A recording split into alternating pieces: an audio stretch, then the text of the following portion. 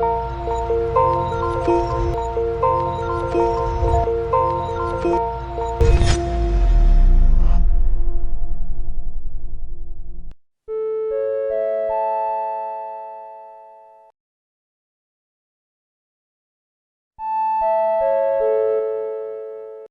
was your internship? Yeah. Back in college? Google, right? Yeah, Google. I interned at Google. Yeah. Like that is the ideal job. Yeah, Like people. of course. Yeah, true. But I decided not to pursue it. So I like to do things I want to do, not because everyone else says I should. If you have like a passion to try something or do something, just start now. Like. Welcome to PINTREE Lifestyle.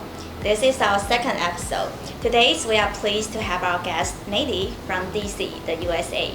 She came to Taiwan for learning Chinese, currently working as an English teacher in Taipei City. Let's welcome our guest for today.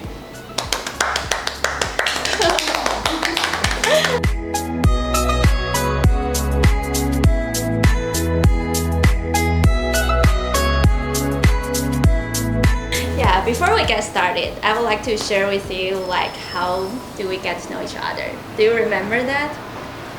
Yeah, pretty much, long story short, I applied for the NTNU language exchange program after I started studying there back in 2018. And then I got paired up with Lillian, and then we started meeting up once a week, and I really enjoyed her energy. So yeah, from there we've continued it on way past both of our time studying there, so I'm happy. Yeah, and gradually we became friends. Yeah, the main reason I came to Taiwan is because I wanted to start traveling. I finished school back in 2018, so I came here and did language exchange, and then I also did working holiday, and that's kind of how I kind of extended my time here. So yeah. Okay.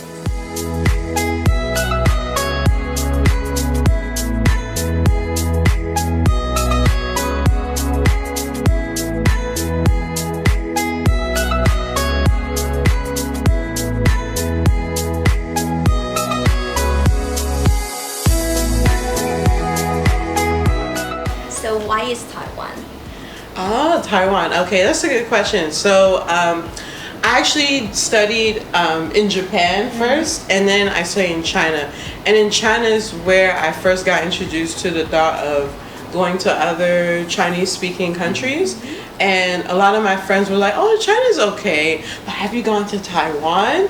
And so I really made me consider like, okay, I even planned to come here before I came in 2018, but I changed my plans last minute. And so after when I went back home, I met some Taiwanese friends, and they told me, yeah, we highly recommend Taiwan. It's a great place.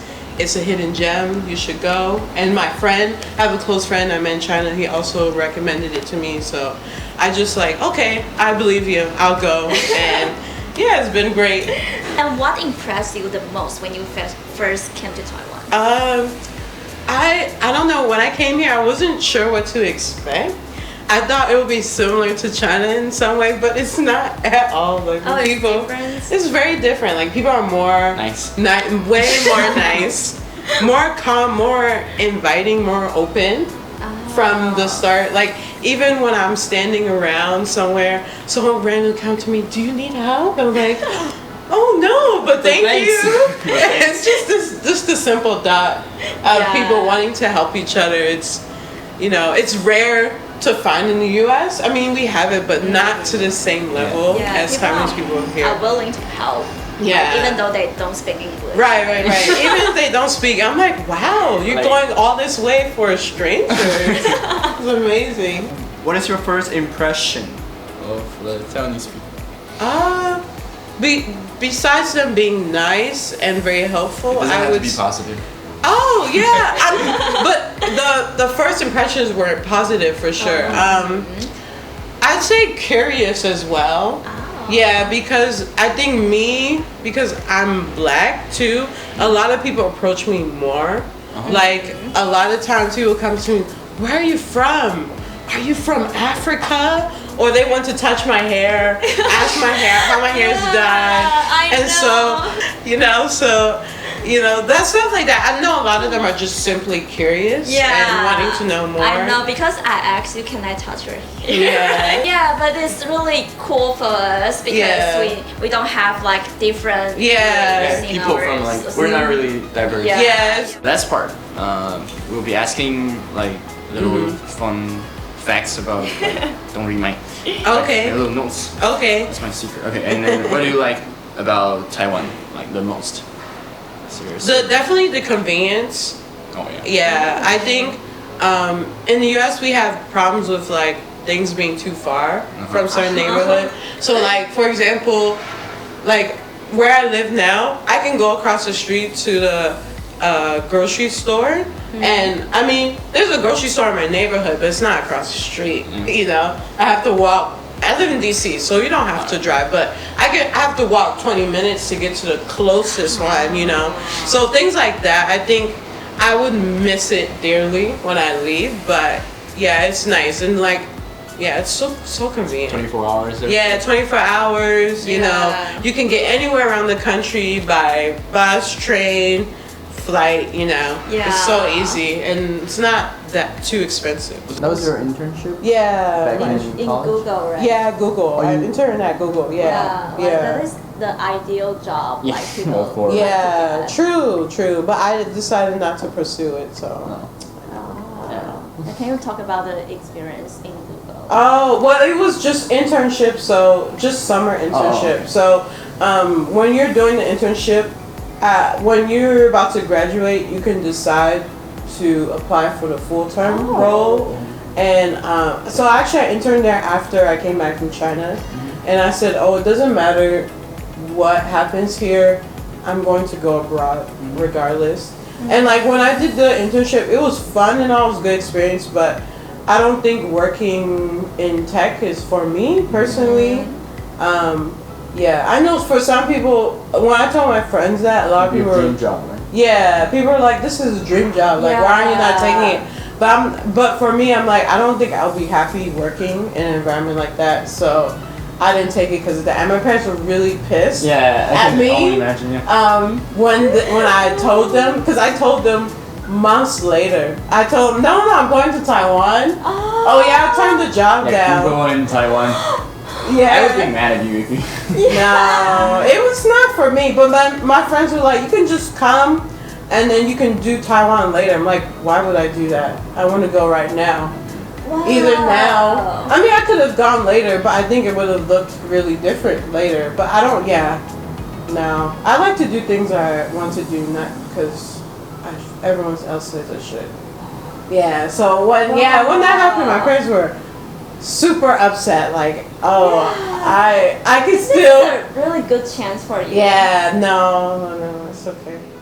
And let's move on the second part. You said you studied in Japan and China for 1 year and have stayed in Taiwan for like 2.5 years. Yeah. And then you want to go to Europe to pursue your graduate school, right?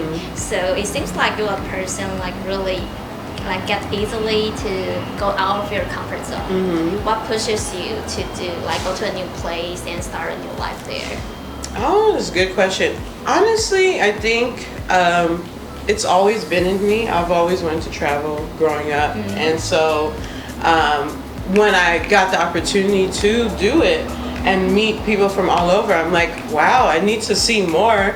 I need to go experience more. I think staying in one place for your entire life, I mean, will be nice, but also very limiting. Yeah. You know, there's so much to see and do and experience. So yeah, that's my main drive for it. Yeah. As you mentioned that like Taiwan, like if you work in Taiwan, you have to like spend more time, like extra hours. Yeah. But I know in the US it's like way different, right? They are really wants everyone to balance the work life and your own life, your free time. Yeah. So can you talk about this? Yeah. Your point of view of this? Yeah, I can. I would say like compared to here in the US, because we have a standard work set time frame, normally, especially if you work for like a big company, they're more flexible with your time. They're not gonna make you stay after hours unless you work for the standard like minimum wage job. Yeah. But other than that, I feel like a lot of them stress the importance of self-care, taking time off when you really need to, and you know, taking a rest, you know. So I think especially our generation now are doing that more. Yeah, because they realize that our parents overworked themselves, built their life, and then, you know, their parents think that we're going to do the same as they did, work at the same job for 30 years and then retire. But, you know, that's not really a thing anymore. So, I mean, I will say though, in the US, people still work a lot. Like, even though they have time to take time off, people won't, because they're like, oh, I need to be productive. I need to be doing this. So there's still a lot of like that going on over there, but like, yeah, it's very different. People won't work overtime if they're not being paid. That's definitely one thing we won't do. No way. It's 100% illegal. And I feel like in the US, people are easily, anything that happens that's illegal, people will go to the office and be like, oh, I want to protest. I want to sue the company. They will do it in an instant. So wow, I see it all the time. It's really common. Yeah, a lot of my friends I intern with, they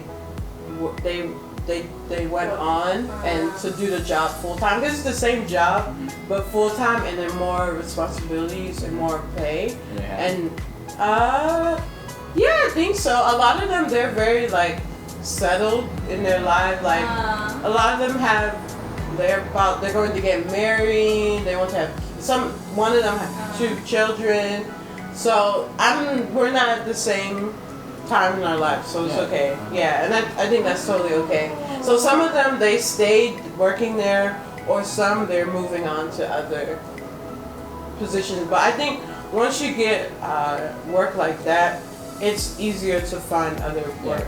Yeah, especially you have an internship, right? Yeah. It helps you? Yeah, it definitely helps. But I didn't go and look for other things, because I want to go a different direction. So yeah, but it was a good experience. Yeah. With photography, I started back in middle school, taking photos on a tiny camera, and then now I have like a digital camera. I'm helping people with their side projects, taking photos here and there. And so I feel like that stuff starts at a young age, you know, taking on things that you enjoy doing. Doesn't matter if you're not good at it. Doesn't matter what other people think about it. Just do it, you know. Yeah.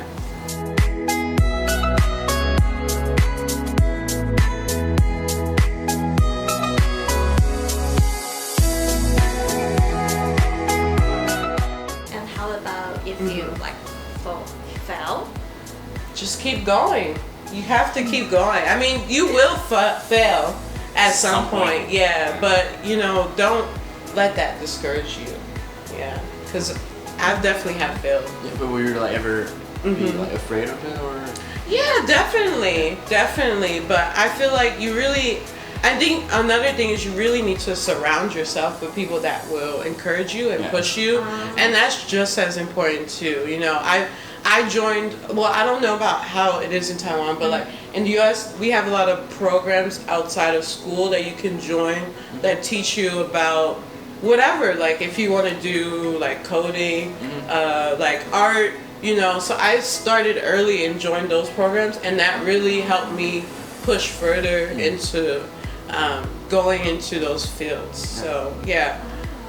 So then we would like to ask you to maybe encourage our audience. Say if there's like a young man or on the other side of the world, maybe right now that would be in somewhere, I don't know, and who's full of expectations and imagination like you, but you don't know him or you don't know her. But if you were to send a powerful message to him or her, what would you say? Yeah, I would say if you have like a passion to try something or do something, just start now. Like, doesn't matter if you don't have money, don't have all the equipment, just work with what you have and start, you know. I think with that, you can find your way and get to where you want to be. Like, That is for today, and I hope you liked this video. And if you did, please give us a thumbs up and don't forget to subscribe to our channel. Pintree 拼青春世界青年的百想生活第2集。成功，我们下次见。耶！